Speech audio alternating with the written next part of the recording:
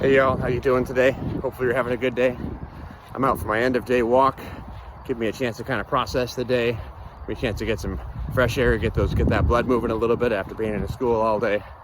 I always recommend people get a chance, whether it's the morning, the afternoon, lunchtime, to get out and go for a couple steps, take a little bit of a walk away from everyone else, think about some different ideas. But today was a great day working with an educator, working with a grade 1 educator actually, and in that classroom I was able to kind of see some things that were going well, see some possible next steps as we're doing that too, and have a really good conversation. But one of the things we saw when we went into the classroom is we saw the teacher up at the front of the room, up at a slide up on her teacher kind of TV up there, and she had a question up on the board, and it looked like a really good thinking question where students kind of make some sense of some math strategies and make some connections to math strategies.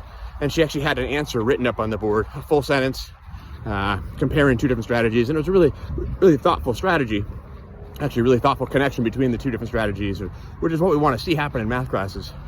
And as I was walking around the classroom, I kind of noticed and listened, and it seemed as though the assignment was to have all the students in the classroom copy down that sentence on their paper so they all had a record of it, which in theory sounds like a really good idea. And I know the teacher's intent was that, hey, I want to make sure students have the sentence and know how to write really well and know how to represent their ideas really well. What we found, however, is after like 4, 5, 6 minutes, many of the students still only had like 1 or 2 words written down, while other students had the entire sentence written down. Teacher was walking around encouraging students, motivating them to keep writing, go ahead and look back up at the screen, go ahead and continue to write this. We want to make sure everyone gets this on their paper. And you could tell the teacher's starting to get a little bit frustrated that not everyone's writing it down. It kind of became a little bit of like murmur, not really behavior problems, just kind of murmuring in the classroom.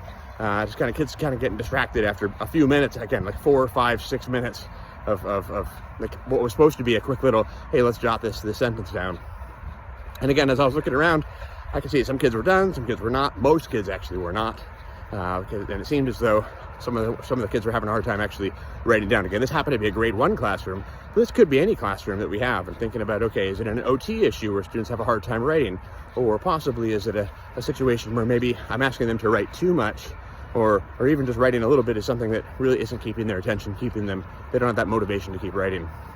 So as we were looking at that, we kind of said, okay, so what's the intent of that? And again, I'm just kind of walking around seeing, okay, we spent a lot of time on this sentence, and I actually left the classroom, went to another classroom to kind of help out another teacher, and then came back a little bit later to the same classroom, different activity, but a lot of the students were kind of raising their hands and waiting for the teacher to come over and help them and show them exactly how to do the next problem. And they were in small groups and working on that. But again, in that classroom, that first classroom I was talking about, students were really dependent on the teacher, really waiting for the teacher to tell them exactly what the expectations are, and really not progressing forward until that teacher came forward. And as we're thinking about that, I had a chance to debrief with the teacher afterwards. I said, hey, what was your intention of having the students write that? And she said, well, I want to make sure all the students have the right answers and have a model of the expectation of, hey, here's what I want you to write when I ask you to write. I want to make sure they had that to look back.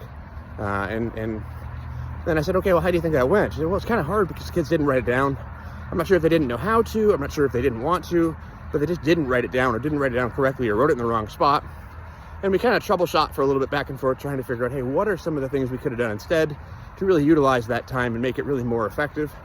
And in the conversation, one of the things we talked about is maybe instead of having the students write it down, we could just have that same exact question that was posed and have that be a turn and talk, or have that even be a classroom discussion, just to point out and pull out a few different students' ideas about the connections. Because really the intent of a lot of the questions in math books and a lot of times in math programs is to get the kids to make the connections, whether it's verbally, whether it's on paper, whether it's even using materials or manipulatives, those different pieces.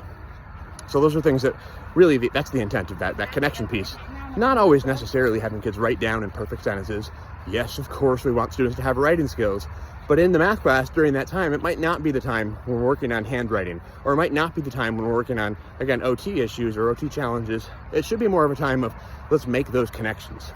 So if you kind of find yourself, hey, I'm going to go ahead and have everyone copy this down, and I'm going to wait for everyone to copy it down, think to yourself, is that the best use of your time? Is that the best use of their time? Or would it might be more useful to kind of have the students have a conversation about, let's make those connections, or actually pull tools out, pull manipulatives out, and actually move the manipulatives out to kind of make those connections, or say, hey, some of you use base 10 blocks, Some of you use a number line. Let's talk to our partner about what that looks like. And maybe some of the kids write it down, maybe some don't. But really just having them copy something may not be as effective as you think it might be. Thinking about that idea is if you really want students to have a record of it in their book, maybe just give them that record and say, hey, here's a sentence you have, or here's a vocabulary term.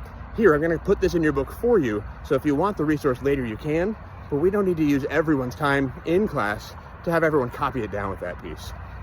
Again, there's a few more variations of things we can do with this, but just kind of think, if I'm having a lot of students copy things down, that's teaching them to copy, not really to think.